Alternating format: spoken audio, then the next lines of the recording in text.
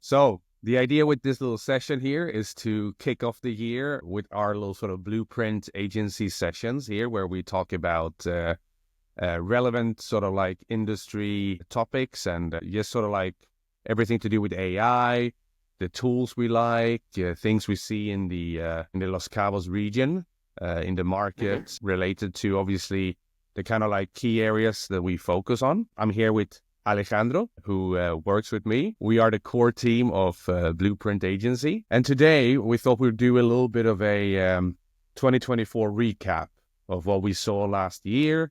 And just sort of like, put our faces on screen a little bit to talk about what we do and who we are and a little bit about our daily stuff. So, without further ado, I think, Alejandro, you joined us last year during the early summer, right? Is that correct?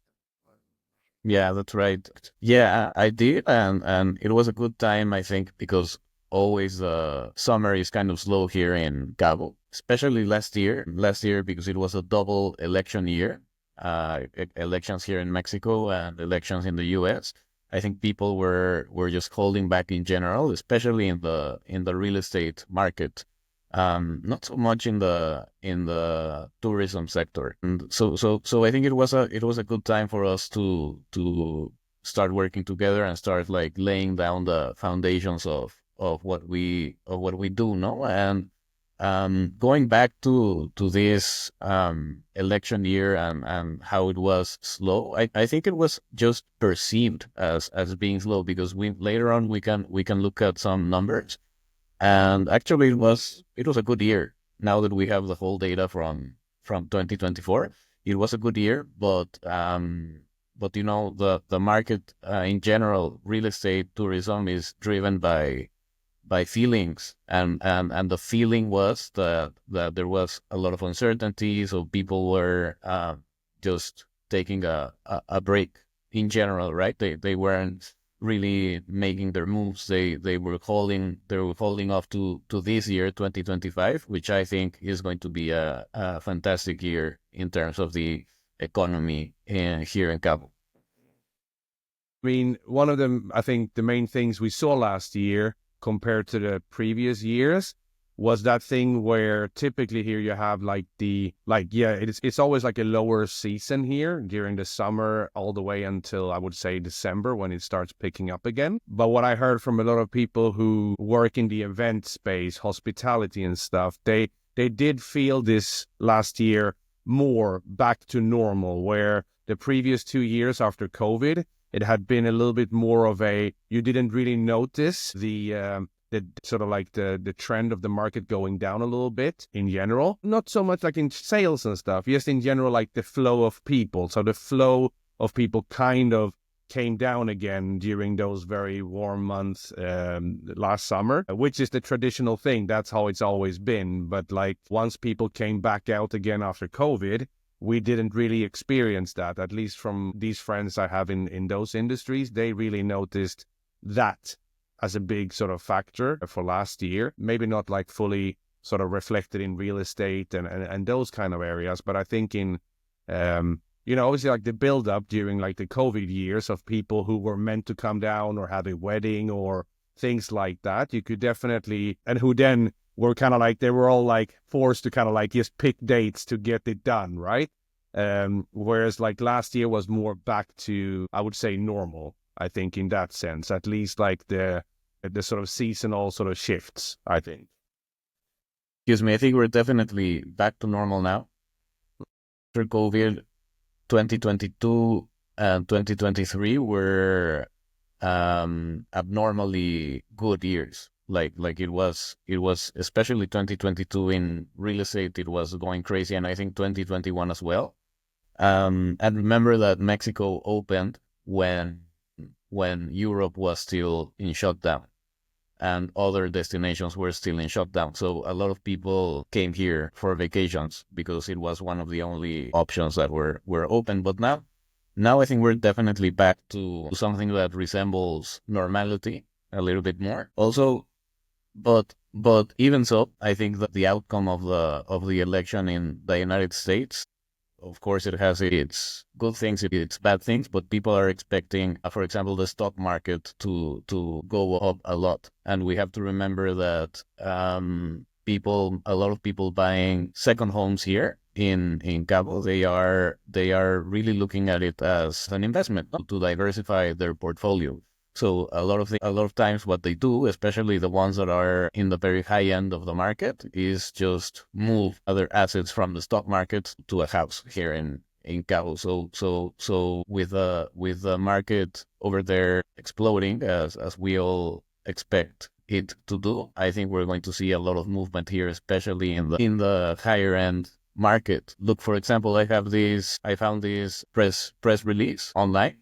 And I think it's very interesting. It's by Hilton. So the headline is Hilton expands luxury portfolio with signing of Conrad, Los Cabos. With an anticipated 2027 opening, this stunning beachfront resort, including private residences, will mark the arrival of Conrad Hotels and Resorts to Baja Sur, Mexico. And it has it's within a new development called Oleada, which has an Ernie Els golf course planned, etc. So it's going to be super high end. It's going to be hundreds of millions of dollars of investment, and this is happening right now. I mean, the deal is being made right now. The money is flowing in, and it just tells you that the people that are in charge of allocate hundreds of millions of dollars somewhere, up at Hilton and up at those big players, those companies, they are looking at this market, right? They of course they do their due diligence. They think about this very well, and they are betting on Cabo for those monumental investments. So I think that that is a good sign. Yeah, for sure. And also, I think just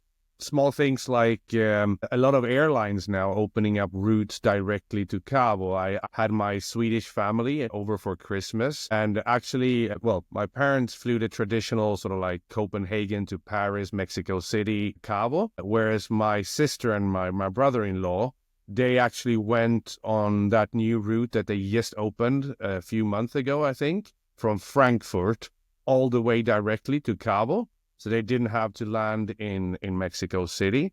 And I think those kind of things are also going to be interesting for the market as a whole, because I think for the past, I would say 5-10 years, everyone discovered Cancun, Tulum, and everything that is very sort of like at the very south of the country, right?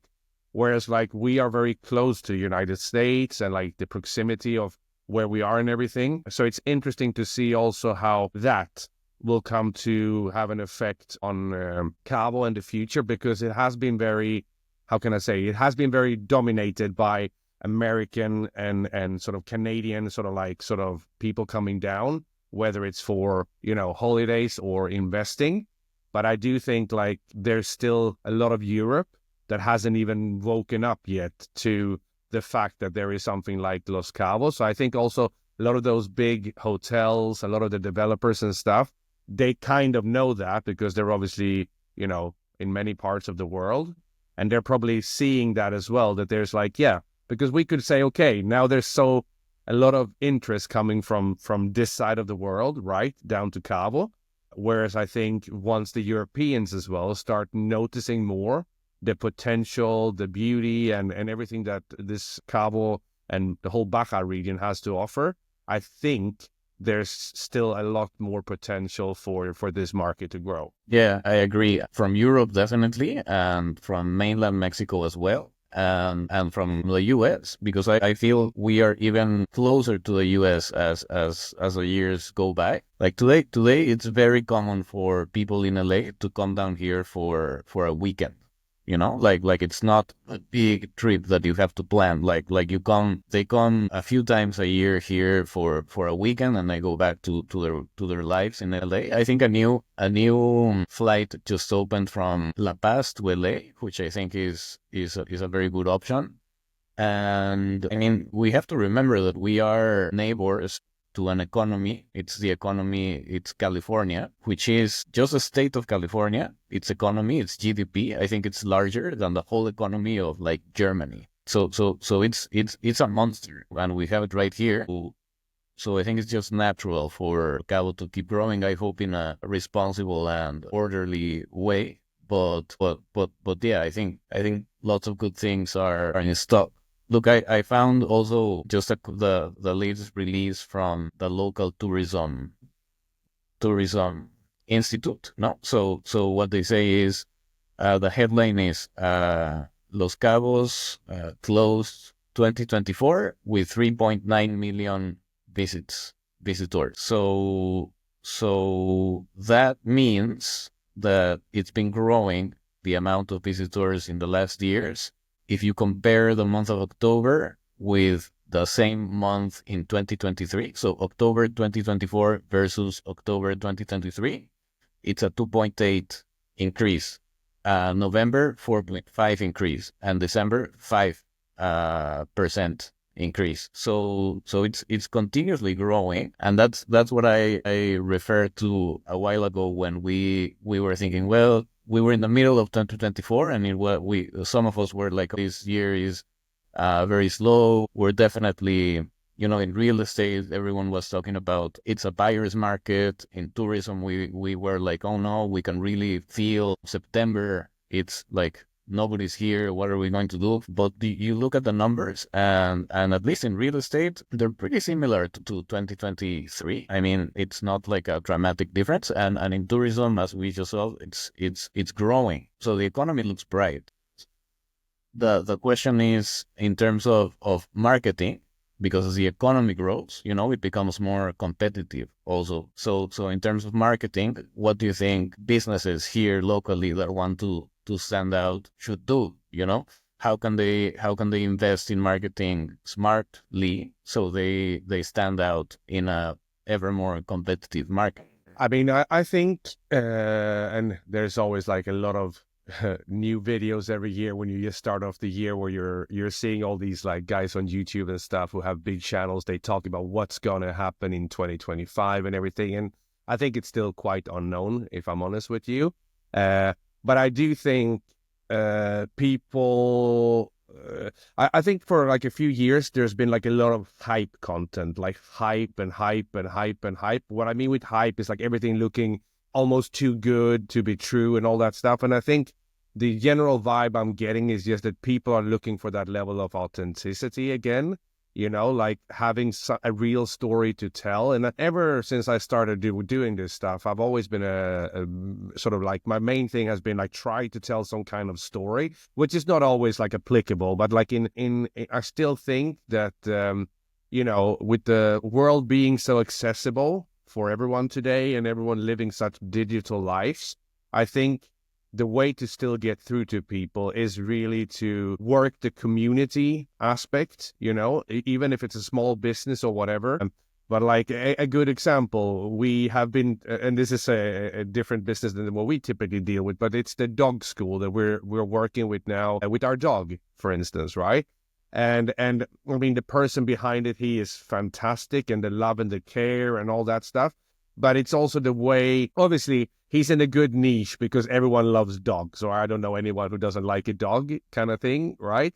But the way that he runs things on Instagram, the way that he kind of like moves the communication and everything is very warm. It's very heartfelt. And when you meet him and his team, it's all very sort of like, it is real because like you can feel it from the people who are sort of like behind it, right? Then, of course, that is a very different sort of industry than like, let's say, a real estate sort of thing that we're dealing a lot with, or when you're working with developers or architects and stuff that we tend to sort of focus on a little bit more. But still, I still think you can try to tell those kind of stories. I still think that, trying to embrace that thing of actually creating a real connection versus like the sort of like the fake overhyped kind of like, look, I have 10,000 followers, and then you go to the profile and there's like 2 likes or whatever, right? Not that the likes or any of that matters that much these days, but if there's no interaction, if there's no real connection, I think businesses will gradually start sort of like losing a little bit in the long term, and I think even that goes for real estate, because you see, I mean, there are some industry giants here in the region, right? And I'm not talking about the companies so much. I'm talking about the actual people who are part of those companies, right? some of those agents that have built like in sort of like excellent sort of history in the region, right? And from what I see, at least in numbers and stuff, like they have been doing good for the last 10, 15 years, and they continue doing good because they're obviously managed to build that real connection. I mean, even ourselves, Alejandro, you only came on last year. I have never done a paid ad to get any clients. We have never done anything paid to get anything. Everything has happened because I managed to make some good connection. We managed to build like a sort of nice, warm team of skillful people, right? One client then recommended us to another person they knew who were looking for someone like us, and so on and so forth, right? So like our own growth has been 100% organic, right? So again, that might not apply to all businesses, but I think like just really realizing that you're in a place here in Cabo that is small compared to an LA or a Guadalajara or a Mexico City. So how can I say? I've always been very careful here not to mess up, because it feels like if it's too small to mess up, and if the word gets out that you're selling something that is not real or whatever, it will very quickly sort of like fall apart. So that's at least my perspective. I don't know your own perspective on this one.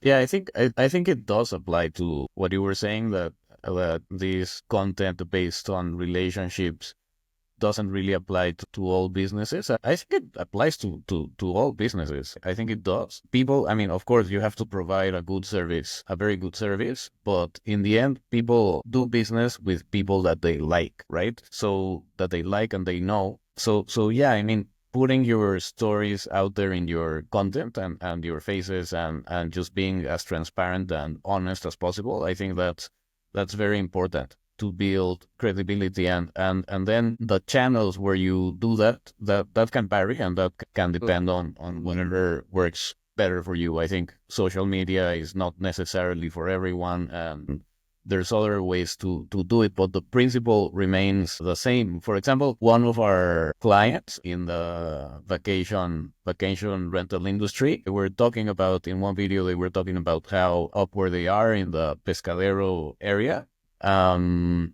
water is an issue. Like, there's not a lot of water. The way the city, the town is developing is kind of not as orderly as it should be. And then those issues, they have to deal with them, because if they don't and they wait for someone else, like the government, to deal with them, it's going to be too late. So just this client speaking about this had a very good response on social media, because you see someone who is actually being like, hey, we have an issue, we are managing it, and this place is very beautiful. We want it to stay beautiful, but it's not like everything is a pink cloud. Like, there are problems, there are things, and when a person sees that on, you know, his feed on social media, he connects and he likes that. It's like, here's an honest person talking about something real. He's not trying to sell me anything. He's just trying to, you know, talk about something that's important.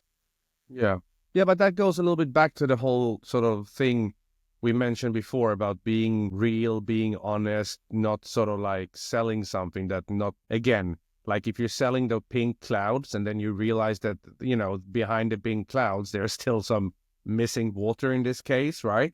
Which is an issue in general, I guess, unless you're a little bit closer to San Jose where you have that sort of cleaning facility. I think that's the main one in the region. I don't know about sort of like more towards La Paz and all that.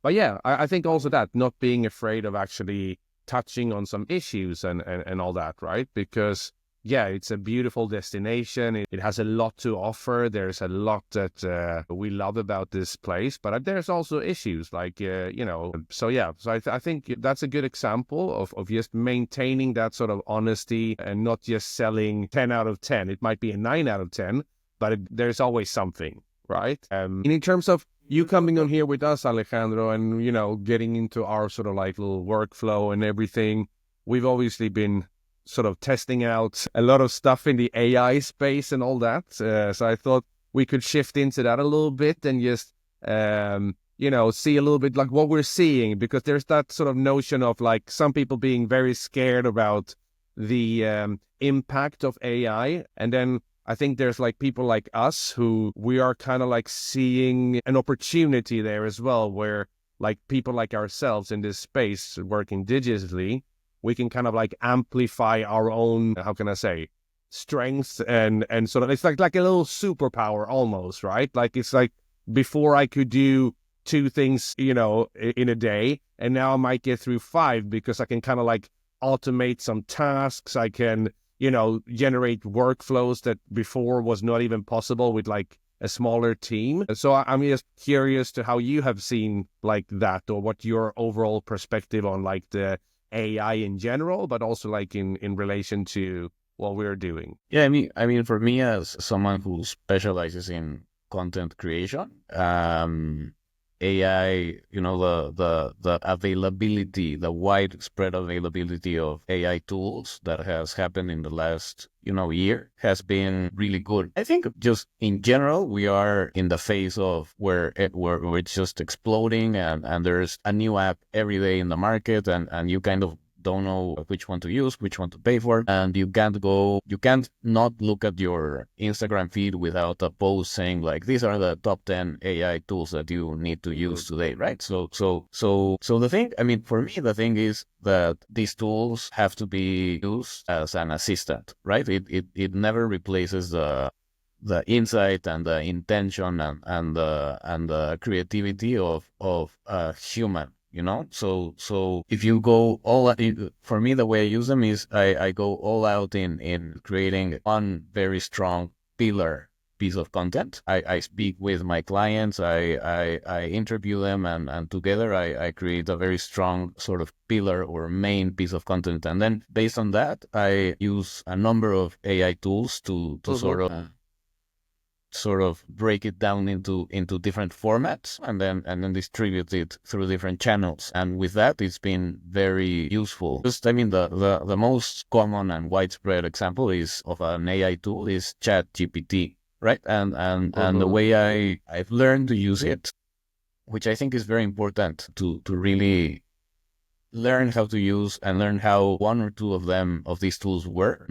ChatGPT, for me, the way I started using it at first, I realized that it was totally wrong. It's not like a Google on steroids. That's not the way to kind of think about it. It's not like you give it an instruction and then it gives you something satisfying. It doesn't. I think I've learned that it's very important to remember that the word chat is there for a reason. So it's a chat interface, right? The more you give it, the better responses it will provide back. Remembering always to ask it to ask you questions. You give it a prompt, and then you tell it, give me 10 questions to make sure that you are understanding the instruction that I am asking you to perform, and give me each question one at a time. Right? No? So then you just spend 10 minutes or 20 minutes answering the questions, and that improves the output of the machine dramatically. It's just a very exciting thing to use, and it's very weird too. I feel that I am speaking to someone who is like locked inside of a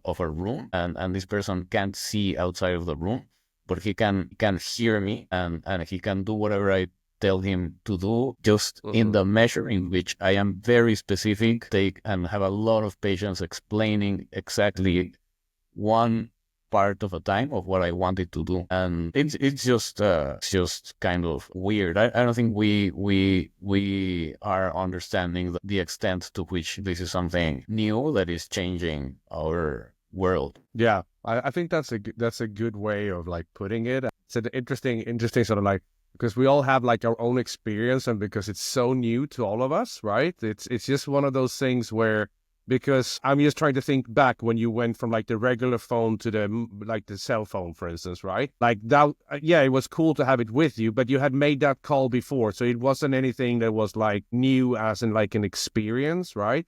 Like, I mean, there's been so many like, yeah, I mean, once you got a laptop, but then before that you had a computer on a desk, so it still was just a computer, but now you could carry it with you. And then I'm just trying to think of other things that we have sort of like experience like that, where you're, like you say, you're suddenly talking to something, right? Or chatting, right? That in your case, you feel like it's someone sitting locked in a room, right? And it's a fun way of sort of like thinking about it. And it's just one of those things where I think I mean, we're obviously like in such an early stage with it still, but I find I think both of us, we have that sort of benefit when dealing with these things, that we both like writing and we're quite good with like investigations and stuff.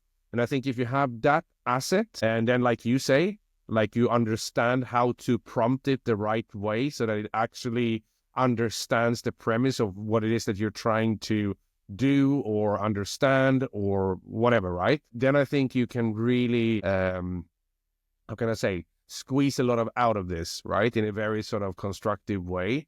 But I mean, the other day, like, I'm a big fan of like also like everything that is art, gaming, all that kind of stuff. And so the other day, some might know that I also run a record label, but that's like a sort of side thing. But so we have created all these really cool little figures and stuff based on some illustrations. And, I'm good with video editing tools and all that stuff. So the point here being that the other day I found a couple of those AI tools where you upload like a still image.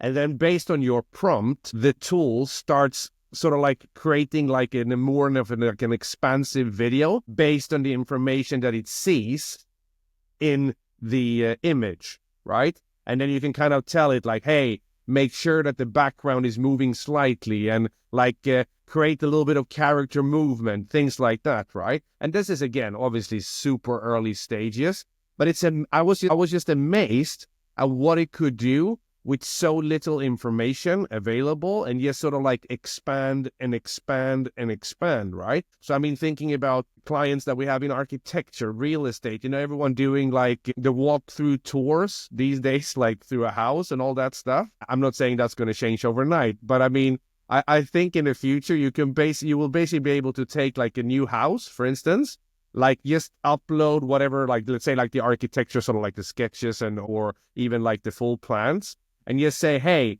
please generate a walkthrough of this property, right? And you will get like a very, very, very close to what it will look like in the end. I mean, I'm seeing it today with some of the clients who create super nice renders and all of that, right? And then they have another team who's like a video team that creates like a animated video of how that render evolves. So it's the same premise, right? But that's a really sort of costly sort of like project, right?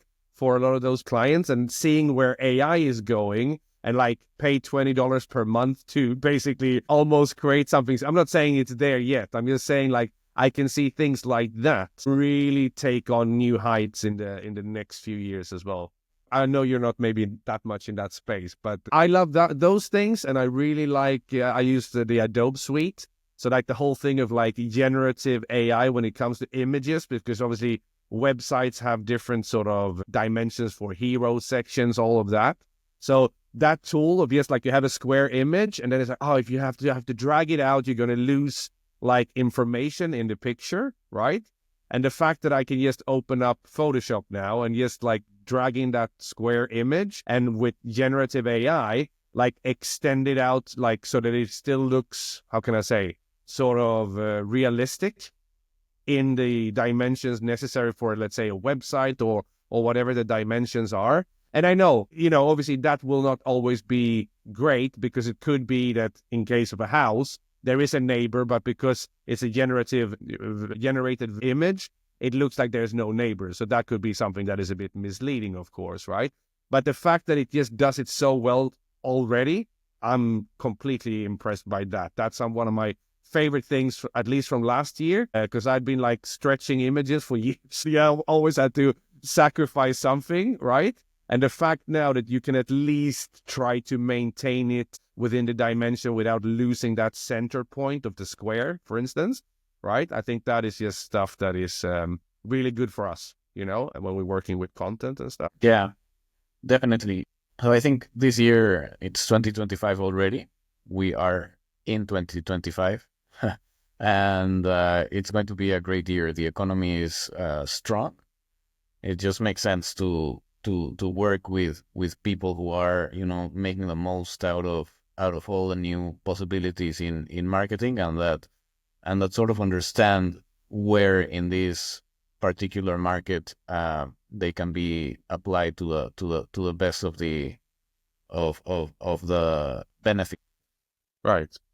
Yeah, for sure, Yeah, man, for for sure. And sure. I think to sort of like wrap things up today, because this is our first session of doing this, which is a lot of fun, but also for anyone in the social space that will be hopefully watching these, we don't have any real super agenda behind these. The idea is just like, we all work in a very digital space, and sometimes you're seeing our faces and getting to know us a little bit and what we think. We thought that could be fun for you. So if you have any ideas for things that you would like for us to talk about, whether it's Cabo, anything very marketing related, tools we use, or, anything actually even like, with real estate stats and all that stuff. Alejandro is amazing with the numbers and he loves digging deep into those kind of things. So he could definitely probably do a whole session of this, like just on his own, and I would just sit in the background.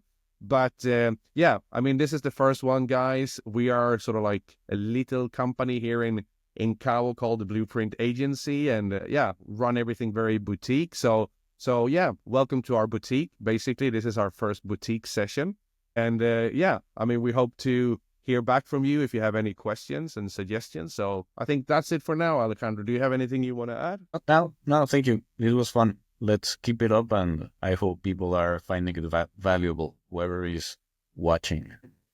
Okay. Well, we'll say bye for now. Well, we'll see you guys very soon again.